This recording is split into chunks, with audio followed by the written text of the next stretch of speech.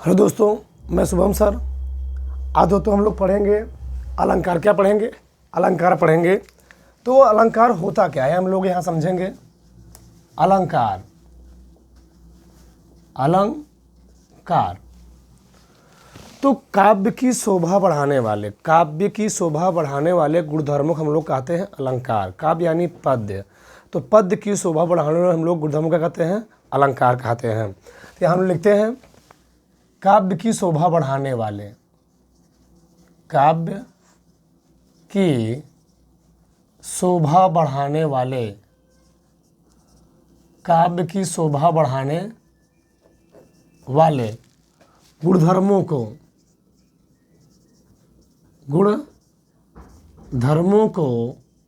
अलंकार कहते हैं। अलंकार कहते हैं। ठीक। अब अलंकार के प्रयोग से जो काव्य होता है क्या होता है? वह सुंदर बन जाता है, यानी मनोहारी बन जाता है। तो अलंकार के प्रयोग से काव्य क्या होता है? सुंदर बन जाता है। अलंकार के प्रयोग से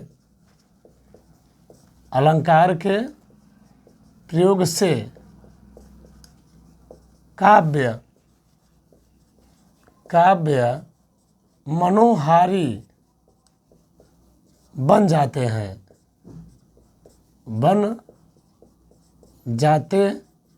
हैं। ठीक। तो अलंकार का अर्थ क्या होता है? अलंकार का अर्थ होता है आभूषण या श्रृंगार। तो अलंकार मतलब काव्य की शोभा बढ़ाने वाले गुणधर्मों को हम लोग क्या कहते हैं? अलंकार कहते हैं। हम लोग पढ़ते हैं अलंकार कितने प्रकार का होता है। तो अलंकार होता है दो प्रकार का। एक होता है अलंकार होता है दो प्रकार का। ठीक। मुख्य रूप से होता है अलंकार दो प्रकार का। पहला होता है शब्द अलंकार। क्या होता है? शब्द अलंकार। शब्द अलंकार। दूसरा होता है अर्थ अलंकार। क्या होता है? अर्थ अलंकार। ठीक। तो अलंकार के होते हैं दो प्रकार। एक होता है शब्द अलंकार, एक होता है अर्थ अलंकार। शब्द अलंकार किसे कहते हैं? जब काव्य में शब्दों के माध्यम से चमत्कार उत्पन्न होता है उसको हम लोग क्या बोलते हैं? शब्द अलंकार कहते हैं। और जब काव्य में यानी पद्य में अर्थ के माध्यम चमत्कार उत्पन्न होता है उसको हम लोग क्या बोलते हैं? अर्थालंकार बोलते हैं। तो शब्द अलंकार के मुख्य रूप से तीन प्रकार होते हैं। अर्थालंकार के भी बहुत सारे प्रकार होते हैं, उसमें जो मेन होते हैं तीन ही होते हैं। ठीक। तो शब्द अलंकार के पहले तीन प्रकार हम लोग जानते हैं क्या क्या होते हैं। तो पहला होता है अनुप्रास अलंकार। क्या होता है? अनुप्रास अलंकार। अनुप्रास अलंकार। दूसरा होता है यमक अलंकार। क्या होता है? यमक अलंकार। यमक अलंकार। और तीसरा क्या होता है? श्लेष अलंकार। क्या होता है? श्लेष अलंकार। उसी प्रकार से अर्थालंकार के भी मुख्य रूप से होते हैं तीन भाग। पहला होता है उपमा अलंकार। क्या होता है?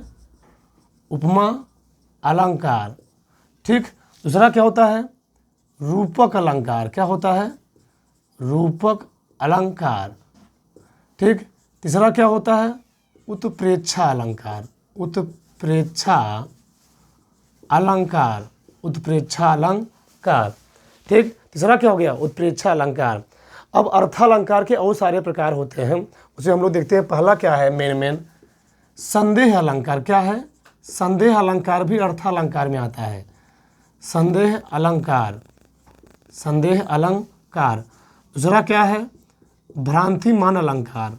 क्या है? भ्रांतिमान अलंकार। ठीक। तीसरा क्या है? अतिशयोक्ति अलंकार। अतिशयोक्ति अलंकार। अतिशयोक्ति अलंकार। चौथा क्या है? विरोधाभास अलंकार। विरोधाभास अलंकार। विरोधाभास अलंकार। और पांचवा क्या है? अन्योक्ति अलंकार। क्या है? अन्योक्ति अलंकार।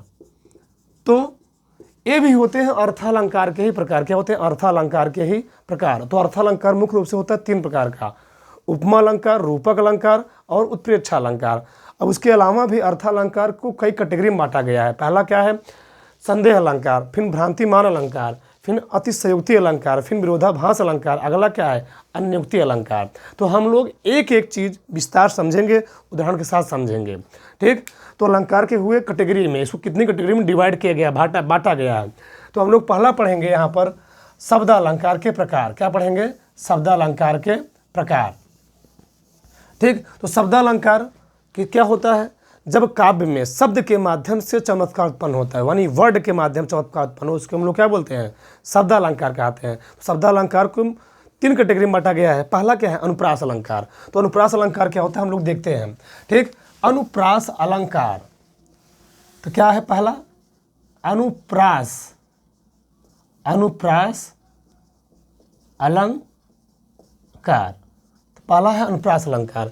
अब अनुप्रास अलंकार होता क्या है, जब काव्य में वर्णों या अक्षरों या व्यंजनों के कारण, उन्हें उनके पुनरावृत्ति कारण, उनकी बार बार वो दोहराए जाते हैं, बार बार रिपीट होते हैं, पुनरावृत्ति कारण चमत्कार उत्पन्न होता है, यानी शोभा बढ़ती है, तो उसको हम लोग क्या बोलते हैं, वहाँ पर कौन सा अलंकार है, वहाँ पर अनुप्रास अलंकार है। यानी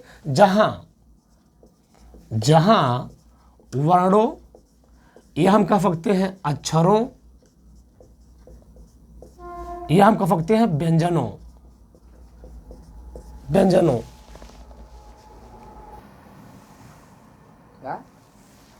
चलो, तो जब काव्य में वर्णों, अक्षरों या व्यंजनों की पुनरावृत्ति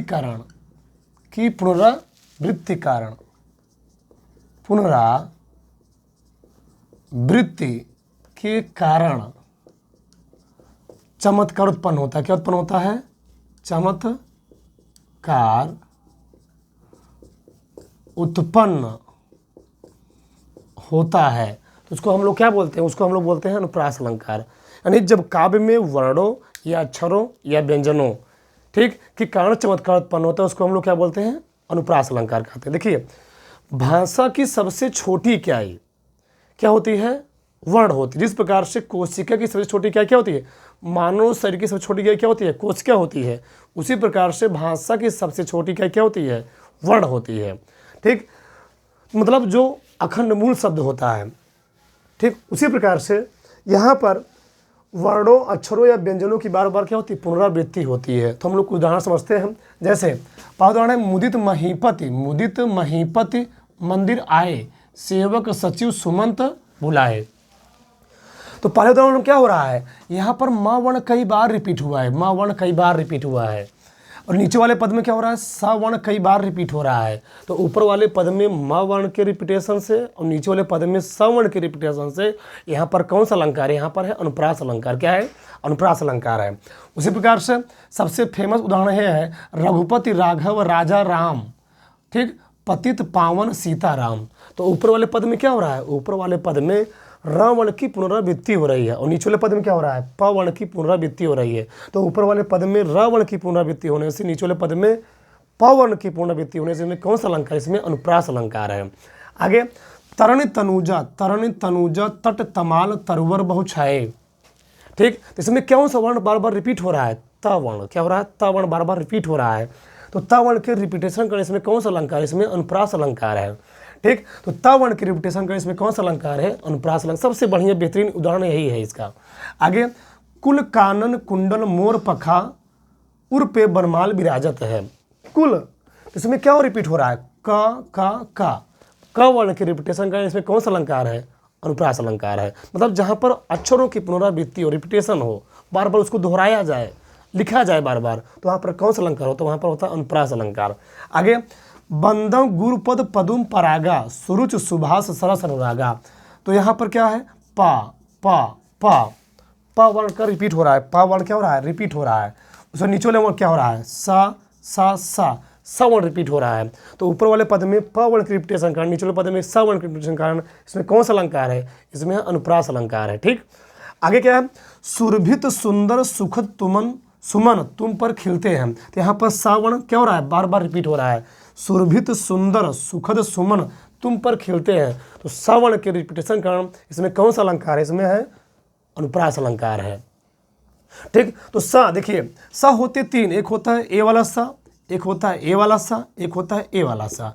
तो इस वाले हम लोग कहते हैं दंत सा। क्या बोलते हैं, दंत सा, इसको हम बोलते हैं तालव्य सा। क्या बोलते हैं? तालव्य सा, तालव्य सा। इसको लोग क्या बोलते हैं? मूर्धा सा। क्या बोलते हैं? मूर्धा सा। तो सा के अलग अलग प्रकार, कभी कोई पूछ लेता है कि ये वाला कौन सा है हिंदी में, तो तालव्य सा है। ये वाला कौन सा है? दंतव्य सा है, दंत सा है। ये क्या है? मूर्धव्य सा यानी मूर्धा सा है। ठीक, आगे मुख मयंक सम मंजू मनोहर, मुख मयंक सम मंजू मनोहर। तो मुख यहाँ पर क्या सा वर्ण रिपीट हो रहा है? माँ, ठीक, माँ वर्ण, यहाँ भी माँ वर्ण रिपीट हुआ है। तो माँ वर्ण के रिपीटेशन करने इसमें कौन सा अलंकार? इसमें है अनुप्रास अलंकार। तो इतने सब क्या थे? ये सब अनुप्रास अलंकार के उदाहरण हुए। ठीक, पहला क्या था? मुदित महीपत मंदिर आए, सेवक सचिव सुमंत बुलाए। अगला क्या है? रघुपति राघव राजा राम, पतित पावन सीता राम। अगला क्या है? तरुणी तनुजा तट तमाल तरुवर बहु छाए। अगला क्या है? कुल कानन कुंडल मोर पखा उर पे बनमाल विराजत है। अगला क्या है? विमल वाणी ने बीड़ा ली, कमल कोमल में सप्रीत। अगला क्या है? बंदव गुरुपद पदुम परागा, सुरुच सुभाष सरस अनुरागा। सुरभित सुंदर सुखद सुमन तुम पर खिलते हैं। अगला क्या है? मुख मयंक सम मंजू मनोहर। चलिए आगे हम लोग पढ़ेंगे यमक अलंकार। यमक अलंकार क्या होता है? जहाँ एक शब्द कई बार आए, जहाँ एक शब्द क्या हो? कई बार आए। तो हम लोग देखते हैं यहाँ पर यमक अलंकार होता क्या है। यमक अलंकार, ठीक, तो जहाँ एक शब्द कई बार आए, कई बार आए, और उसके अर्थ क्या हो? परंतु उसके अर्थ क्या हो? परंतु उसके अर्थ क्या हो? भिन्न भिन्न हो। उसके अर्थ क्या हो? भिन्न भिन्न हो। तो वहाँ पर कौन सा अलंकार होता है? वहाँ पर होता है यमक अलंकार। जहाँ एक शब्द कई बार आए, एक शब्द दो बार तो कन्फर्म में आएगा, दो से अधिक बार भी आ सकता है। एक शब्द कई बार है, उसके अर्थ भी क्या हो? अलग अलग हो। तो वहाँ पर कौन सा अलंकार होता है? वहाँ पर होता है यमक अलंकार। जैसे सबसे फेमस कनक कनकते सौगुनी, कनक कनकते सौगुनी माँ दग्धाधिकाय, वा पाए वा खाए बौराए जग, वा पाए बौराए। कनक मतलब क्या होता है? तो एक कनक अर्थ होता है सोना, एक कनक अर्थ होता है सोना यानी धन दौलत। एक कनक अर्थ क्या होता है? धतूरा। क्या होता है? धतूरा। तो कनक शब्द दो बार आया हुआ है, कनक शब्द दो बार आया हुआ है, लेकिन दोनों बार कनक अर्थ क्या है? अलग अलग है। तो एक कनक अर्थ हो गया सोना, एक कनक अर्थ क्या हो गया? धतूरा। यानी यदि आदमी के पास बहुत ज़्यादा धन दौलत हो जाता है तो आदमी तब भी क्या होता है? पागल हो जाता है। ठीक, अभी सिकंदर के पास बहुत ज़्यादा पैसा था, धन दौलत, इंडिया से भारत से बहुत ज़्यादा धन दौलत लूट चला गया था, बेबी लोन। तो वहाँ पर क्या हुआ? लास्ट में मरा ही, लास्ट में वो धन को देख करके मर गया हो। तो इसी प्रकार से अगर किसी व्यक्ति के पास बहुत ज़्यादा धन दौलत हो जाता है तब भी क्या होता है? परेशान रहता है हमेशा। ठीक, तो क्या मतलब क्या होता है? सोना। एक क्या धतूरा। धतूरा मतलब जो हम लोग शंकर जी को चढ़ाते हैं, धतूरा गोल गोल होता है, वही धतूरा है। तो जब उसको कोई व्यक्ति खा लेता है तो क्या होता है? उसमें भी क्या होता है? बावलापन उत्पन्न हो जाता है। तो अभी क्या है? तो कनक के कितने अर्थ हो? दो अर्थ हुए। एक होता है सोना, क्या होता है? धतूरा। ठीक, अगला हरि हरि रूप दियो नारद को, देखूं दो शिवगुण मुस्काए। तो हरि हरि, यहाँ पर हरि शब्द दो बार आए हुए हैं। हरि शब्द क्या है? दो बार आए हुए हैं, लेकिन दोनों बार हरि का अर्थ क्या है? अलग अलग है। तो एक हरि का अर्थ है विष्णु और एक हरि का अर्थ क्या है? बंदर। एक हरि का अर्थ क्या है? बंदर। इसका मतलब क्या है? एक बार नारद जी की अभिलाषा हुई, वो भी शादी विवाह करके अपना घर बसा लें, मतलब पति पत्नी होना चाहते थे। तो हुआ क्या? ये गए ब्रह्मा जी के पास। तो ब्रह्मा जी जब पास जाते तो ब्रह्मा जी से बोलते हैं, हे परमेश्वर, हमको आप ऐसा बना दीजिए कि कोई लड़की हमको देखे हमारे ऊपर मंत्र मुग्ध हो जाए। तो ब्रह्मा जी कहें, बुढ़ौती अवस्था में गधा तो शादी करने जाएगा? तो क्या किए ब्रह्मा जी? उनको ऐसा रूप दिए को, सोचे कि रूप बहुत बढ़िया है। तो क्या हो रहा था? एक राजा अपनी लड़की शादी कर रहा था, जाकर उसी लाइन में भी खड़े हो गए। बड़ा प्रसन्न मुद्रा में, हमें क्या है? दुनिया के सबसे श्रेष्ठ आदमी, सबसे श्रेष्ठ पुरुष है। तो लाइन में खड़े हो गए। जब वो लड़की इनके पास से गुजरती है तो लड़की इनके ऊपर वरमाला नहीं डाली, दूसरे के ऊपर डाल दी। तो जो वहाँ पर शंकर जी के गण खड़े थे वो लोग देख कर हंसने लगे, सर अब क्या हमको देख कर ये लोग हंस रहे हैं। तो गए कहे, जो शंकर जी गण थे, बोले आप जब अपना चेहरा शीशों में देखिए। तो जब गए शीशों अपना चेहरा देखे तो क्या रूप था उनका? बंदर रूप था। तो वहाँ से भगे चले आए। आए ने कुछ 4 गाड़ी और करी आए। तो ये थे कौन? विष्णु भगवान। ठीक। तो यहाँ पर हरि शब्द के दो अर्थ है। एक हरि का अर्थ क्या है? विष्णु। एक हरि का अर्थ क्या है? बंधन। अगला, कबीरा सोई पीर है जो जाने पर पीर, जे पर पीर ना जाने सो काफिर बेपीर। तो यहाँ पर पीर शब्द आया हुआ है। पीर शब्द के यहाँ पर दो अर्थ हैं। पीर तो पीर मतलब हमारे जो लोग हम क्या होते हैं, घर पर आते हैं भिक्षा मांगने के लिए, भिक्षुक हम कह सकते हैं। एक होते हैं भिक्षुक। पीर मतलब भिक्षुक या मतलब भिक्षुक मतलब व्यक्ति कोई है, भिक्षुक। अरे मतलब क्या होता है? पीर मतलब कष्ट, पीड़ा। तो पीर शब्द कई बार आए हैं, लेकिन पीर के अर्थ क्या है? अलग अलग हैं। तो एक पीर का अर्थ क्या होता है? भिक्षुक यानी व्यक्ति। एक पीर का अर्थ क्या होता है? कष्ट। मतलब यहाँ पर कहा जाता है कि जब अपने पर कष्ट अपने पर बीतता तब आदमी समझ में आता है, जब दूसरे पर बीतता समझ में नहीं आता। तो वही बात यहाँ पर कहा गया। तो यहाँ पर पीर शब्द के कई अर्थ निकाल रहे हैं। तो एक पीर का अर्थ क्या होता है? भिक्षुक। एक का अर्थ क्या होता है? कष्ट। आगे, कहे कभी बेनी ब्याल की चुराई लेनी। इसका मतलब क्या है? रति रति शोभा सब रति के शरीर की। यहाँ पर बेनी शब्द कई बार है, 2 बार आया हुआ। 2 बार तो 100% आएगा। तो बेनी शब्द 2 बार आया हुआ है। ठीक। तो बेनी शब्द के अर्थ क्या है? अलग अलग हैं। क्या है? अलग अलग हैं। तो एक बेनी का अर्थ होता है राम वृक्ष बेनीपुरी, राम वृक्ष बेनीपुरी, खुद कवि है बेनीपुरी। और एक अर्थ क्या होता है? खुद बेनी मतलब बांसुरी। क्या होता है? बांसुरी। दोनों बार क्या है? अर्थ अलग अलग हैं। एक खुद कवि अपने लिए बोल रहा है, एक क्या है? बेनी मतलब होता है बांसुरी। ठीक। उसी प्रकार से 3 बेर खाती से वो 3 बेर खाती है। तो यहाँ पर क्या है? 3 बेर शब्द है। क्या? बेर नाम आया, बेर शब्द आया हुआ है, बेर। तो बेर मतलब क्या होता है? बेर मतलब समय। बेर मीन्स क्या होता है? समय। और बेर मीन्स क्या होता है? बेर मतलब क्या होता है? बैर। बेर मीन्स क्या होता है? बैर। तो बेर मीन्स समय, बेर मीन्स क्या होता है? बैर होता है। तो यहाँ पर क्या हुआ? बेर, एक बेर मीन्स होता है समय, एक बेर मीन्स क्या होता है? बैर होता है। दोनों अर्थ क्या है? अलग अलग हैं। ठीक।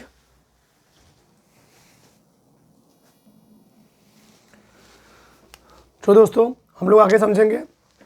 ठीक। श्लेष अलंकार। क्या? श्लेष अलंकार क्या होता है? जब काव्य में यानी पद्य में एक ही शब्द के द्वारा अनेक अर्थ निकलते हैं तो उसको हम लोग क्या कहते हैं? श्लेष अलंकार कहते हैं। जब काव्य में श्लेष अलंकार जब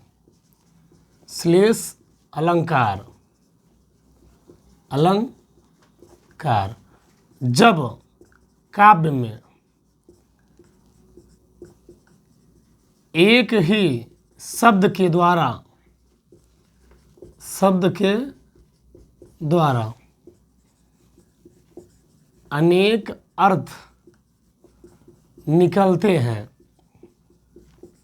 अनेक अर्थ निकलते हैं तो उसको हम लोग कहते हैं श्लेष अलंकार। यानी एक शब्द के द्वारा अनेक अर्थ निकले उसको हम लोग क्या बोलेंगे? श्लेष अलंकार बोलते हैं। जैसे हम लोग समझते हैं यहाँ पर, रहीमन पानी राखिए बिन पानी सब सून, पानी गए न उभरे मोती मानुष सोन। यहाँ पर पानी शब्द के द्वारा बहुत अर्थ निकल रहे हैं, कई अर्थ निकल रहे हैं। पानी शब्द के द्वारा यहाँ पर क्या हो रहे हैं? कई अर्थ निकल रहे हैं। तो एक पानी का अर्थ होता है मान सम्मान। एक पानी का अर्थ होता है चमक यानी मोती संबंधित है। क्या है? मोती। तो यहाँ पर पानी के कई अर्थ निकल रहे हैं। ठीक। पानी के कई अर्थ निकलने के कारण इसमें कौन सा अलंकार? इसमें है श्लेष अलंकार। कौन सा है? श्लेष अलंकार। चलिए, तो रहीमदास जी कह रहे हैं कि व्यक्ति को समाज में अपना मान प्रतिष्ठा बना के रखना चाहिए। यदि किसी व्यक्ति का समाज से एक बार मान प्रतिष्ठा क्या होता है? चला जाता है तो वह व्यक्ति समाज में क्या होता है? एक पशु के समान होता है। ठीक। तो यहाँ पर अगला क्या है? जो रहीम गतीब की कुल कपूत गति सोए, बारे उजियारे करे बढ़िया धेरो होए। यहाँ रहीमदास जी कह रहे हैं जब कोई बच्चा या लड़का परिवार में कुपुत्र पैदा हो जाता है तो वह पूरे खानदान को, पूरे परिवार को क्या करता है? परेशान करने लगता है। उसके कारण पूरा परिवार क्या होता है? परेशान हो जाता है। और कोई अच्छा लड़का सुपुत्र पैदा हो गया तो पूरा परिवार क्या होता है? खुश रहता है, हमेशा प्रसन्न रहता है। यहाँ मतलब जब छोटा बच्चा होता है तो उसके कारण माँ बाप क्या होते हैं? एकदम प्रसन्न होते हैं। लेकिन जब वही लड़का क्या होता है? बड़ा होता है तो अपने माँ बाप क्या देने लगता है, कष्ट देने लगता है। वही कहा गया कि एक कुआं, ठीक, एक कुआं 4 लोगों को, एक व्यक्ति 4 लोगों को खाना दे सकता है, लेकिन वही एक व्यक्ति क्या 4 लोग खिला नहीं सकता, 4 व्यक्ति एक लोग नहीं खिला सकते हैं। तो वही चीज़ यहाँ पर कहा गया है। बारे, यहाँ पर बारे शब्द है, क्या है, बारे। तो बारे का अर्थ, एक मतलब बारे मतलब होता है बचपन में, क्या, बचपन में, और एक बार मतलब क्या होता है, बड़ा होने पर, बड़ा होने पर। तो यहाँ पर बारे शब्द के 2 अर्थ निकालना है, एक बचपन में जब छोटा था लड़का, ये मतलब क्या, जब बड़ा हो गया, ठीक। तो बारे उजियारे करे बढ़े ढेरो होए, तो बारे शब्द के 2 अर्थ लिखे, इसलिए यहाँ पर कौन सा अलंकार है, यहाँ पर श्लेष अलंकार है। आगे, मधुबन की छाती को देखो सूखी इसकी कितनी कलियाँ। तो यहाँ पर कलियाँ शब्द है, क्या है, कलियाँ। तो कलियाँ शब्द के यहाँ पर कई अर्थ हैं, क्या है, कलियाँ शब्द के यहाँ पर कई अर्थ हैं। तो एक कली का अर्थ होता है पुष्प की खिलने की अवस्था, पुष्प की खिलने की अवस्था, खिलने की अवस्था। और एक क्या है, पुष्प की यौवन अवस्था, पुष्प की यौवन, यदि पुष्प खिल चुका है, पुष्प की यौवन अवस्था, अवस्था। तो भैया कलियाँ मतलब क्या होता है, पुष्प की खिलने की अवस्था, और एक कलियों तो क्या होता है, पुष्प की यौवन अवस्था, पुष्प खिल चुका है उसको तोड़ा जा सकता है। तो यहाँ पर कलियों द्वारा कई से निकलना, इसलिए अपना कौन सा अलंकार हुआ, श्लेष अलंकार है। बीमाता बन गई आंधी भयावह, हुआ चंचल न फिर भी श्याम घन वह। तो यहाँ पर श्याम घन शब्द है, क्या हुआ है, श्याम घन, श्याम घन शब्द। तो श्याम के बहुत सारे अर्थ हैं यहाँ पर। श्याम मतलब हम लोग कह सकते हैं कृष्ण या राम, ठीक, और श्याम मतलब होता है बादल भी, क्या होता है, बादल। तो श्याम के द्वारा बहुत सारे अर्थ निकालना है, क्या, कई अर्थ निकालना है, इसलिए यहाँ पर कौन सा अलंकार है, यहाँ पर श्लेष अलंकार है। जब पद्य में एक ही शब्द के द्वारा अनेक अर्थ उत्पन्न होते हैं, व्युत्पत्ति होती है, उसको हम लोग क्या कहते हैं, श्लेष अलंकार कहते हैं, ठीक। आगे है, चरणन धरत चिंता करत चितवों चारी ओर, सुबरन को खोजत फिरत कव्य विचारी चोर। तो यहाँ पर एक शब्द है वो सुबरन, क्या है, सुबरन। तो सुबरन के द्वारा यहाँ पर बहुत सारे अर्थ निकल रहे हैं।